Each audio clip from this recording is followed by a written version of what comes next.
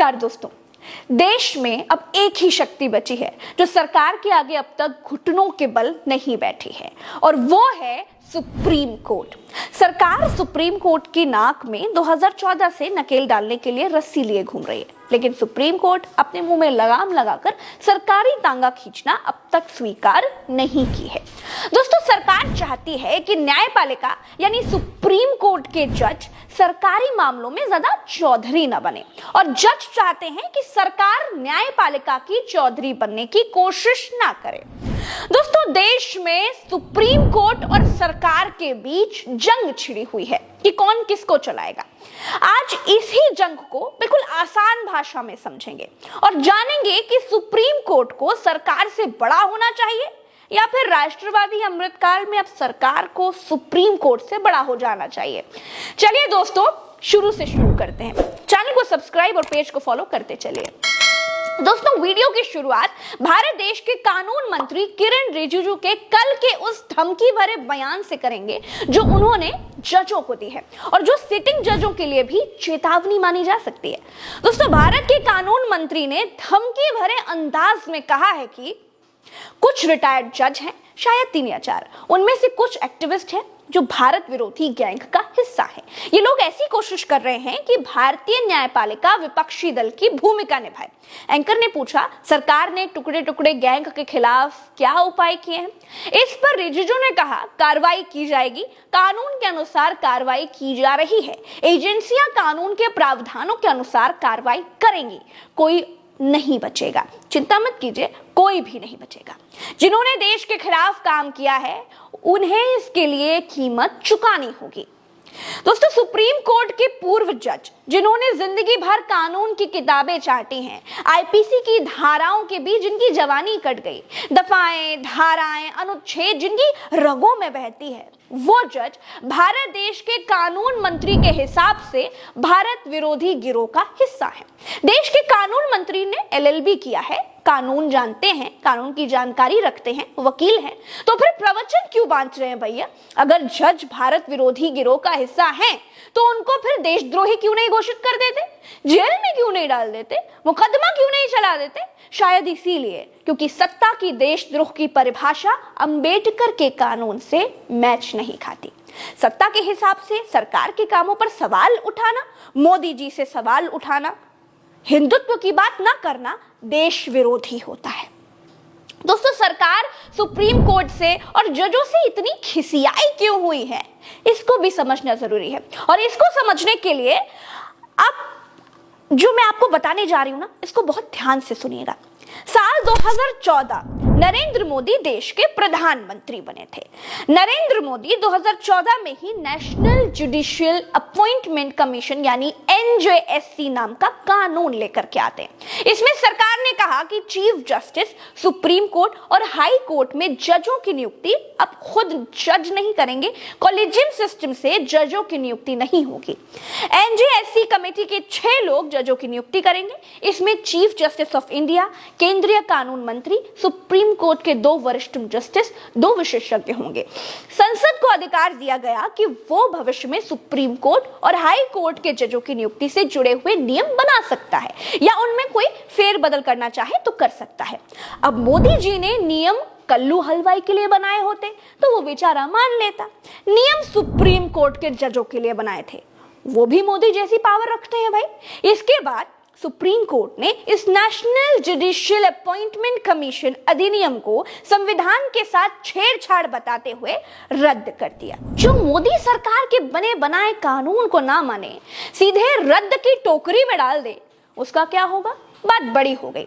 दोस्तों, संविधान का अनुच्छेद 217 कहता है कि राष्ट्रपति हाईकोर्ट के जजों की नियुक्ति के लिए चीफ जस्टिस ऑफ इंडिया राज्य के राज्यपाल और हाई कोर्ट के चीफ जस्टिस से विचार विमर्श करके निर्णय करेंगे। जजों की नियुक्ति में सरकार का कोई दखल नहीं होना चाहिए, नहीं ये जिम्मेदारी सरकार के पास होनी चाहिए, क्योंकि अपने फायदे के लिए सरकार नहीं चाहेगी कि सही लोग नियुक्त किए जाए। जब सरकारें ही जज नियुक्त करेंगी तो सरकार को चुनौती देने वाले जनहित के मुकदमे में न्याय की उम्मीद तो खत्म हो जाएगी। जो नौकरी देगा जज तो उसके लिए वफादार होगा ना। सरकार का चुना हुआ व्यक्ति सरकार के फैसले को गलत ठहराए, अब कलयुग में ऐसा तो संभव है नहीं दोस्तों। सरकार कहती है कि अगर भारत के चीफ जस्टिस हर महत्वपूर्ण नियुक्ति पर ध्यान देंगे तो न्यायिक काम कौन करेगा। और यहीं पर सुप्रीम कोर्ट सरकार से कहता है कि हम अपनी नियुक्तियां देख लेंगे जी, आप अपने काम पर ध्यान दीजिए, आप जजों की नियुक्ति करेंगे तो लोगों के काम कौन करेगा। दोस्तों, अब तक कहानी में थोड़ी नोकझोंक चल रही है, लेकिन सुप्रीम कोर्ट ने जैसे ही अप्रत्यक्ष तौर पर सरकारी कंट्रोल वाली स्वतंत्र संवैधानिक संस्था चुनाव आयोग के बारे में फैसला सुनाया, वैसे ही चुनाव आयोग ने बरैया के छत्ते में हाथ डाल दिया। यहीं से बीजेपी सुप्रीम कोर्ट पर भनभना गई। सुप्रीम कोर्ट ने एक फैसला सुनाया कि इलेक्शन कमीशन का मेन बॉस अब से केवल सरकार नहीं चुनेगी, मुख्य चुनाव आयुक्त और चुनाव आयुक्तों की नियुक्ति एक पैनल करेगा। इस पैनल में प्रधानमंत्री, सुप्रीम कोर्ट के मुख्य न्यायाधीश और लोकसभा के नेता प्रतिपक्ष शामिल रहेंगे। यानी अब चुनाव आयोग का बॉस अब से प्रधानमंत्री जी का पसंदीदा आदमी नहीं होगा। कहने को तो चुनाव आयोग स्वतंत्र और संवैधानिक संस्था थी, लेकिन स्वतंत्रता के इक्को गुण चुनाव आयोग के भीतर दिखाई नहीं देते, खास तौर पर चुनाव प्रचारों में तो बिल्कुल नहीं। अब दोस्तों, इस फैसले के बाद सरकार सुप्रीम कोर्ट से बुरी तरह से खींची आ गई और सुप्रीम कोर्ट में जजों की नियुक्ति से कॉलेजियम सिस्टम हटाने पर फोकस्ड हो गई। अब जब चुनाव आयोग में मोदी जी की मनमर्जी का मालिक नहीं बैठ सकता, तो फिर सुप्रीम कोर्ट में जज ही जजों की नियुक्ति कैसे करेंगे भाई। दोस्तों, कॉलेजियम भारत के चीफ जस्टिस और सुप्रीम कोर्ट के 4 वरिष्ठ जजों का एक समूह है। ये 5 लोग मिलकर के तय करते हैं कि सुप्रीम कोर्ट में कौन जज होगा। ये नियुक्तियां हाई कोर्ट से की जाती हैं और सीधे तौर पर किसी अनुभवी वकील को ही हाई कोर्ट का जज नियुक्त किया जा सकता है। हाई कोर्ट में जजों की नियुक्ति भी कॉलेजियम की सलाह से ही होती है, जिसमें सुप्रीम कोर्ट के चीफ जस्टिस, हाई कोर्ट के चीफ जस्टिस और राज्य के राज्यपाल शामिल होते हैं। दोस्तों, जजों की नियुक्ति में अगर नेताओं का हस्तक्षेप होने लगेगा तो न्याय की तो लंका लग जाएगी, क्योंकि न्यायपालिका के पास पावर है लेकिन पैसा नहीं है। सरकार के पास पावर सुप्रीम कोर्ट जैसे नहीं है, लेकिन पैसा अथाह भरा हुआ है। जजों की नियुक्ति में सरकारी हस्तक्षेप बढ़ेगा तो जज और पार्टी के कार्यकर्ताओं में ज्यादा अंतर नहीं रह जाएगा। आप रंजन गोगोई का ही उदाहरण ले लीजिए।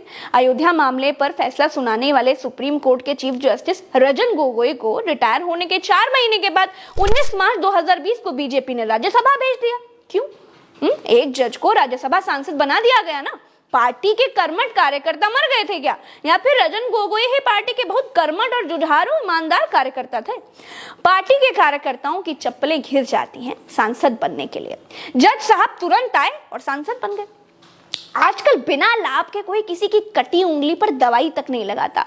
जज साहब तो सीधा सांसद बन गए जी। खैर, ये दूसरा उदाहरण देखिए। 18 मई 2007 को हैदराबाद के मक्का मस्जिद में रिमोट कंट्रोल के जरिए मस्जिद में जुम्मे की नमाज के दौरान एक विस्फोट किया गया था।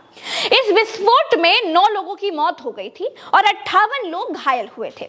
बाद में सीबीआई और राष्ट्रीय जांच एजेंसियों ने विस्फोट के आरोप में लोकेश शर्मा और देवेंद्र गुप्ता समेत कट्टर हिंदुत्ववादी संगठन के लोग पकड़े थे।